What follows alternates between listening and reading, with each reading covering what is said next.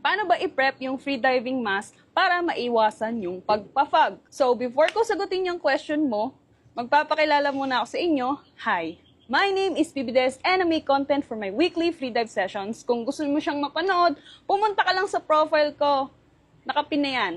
Pag-usapan na natin, paano ba pine-prep yung mask? Napakadali lang. Kailangan mo lang ng sabon.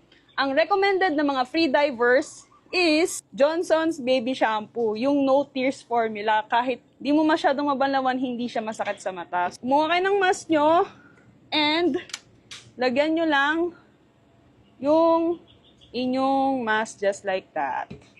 Bale, ikakalat nyo lang siya sa inyong mask. Dito lang sa loob na part yung lagyan nyo. And then, babanlawan nyo siya. Make sure na wag sobra yung pagbabanlaw nyo ha.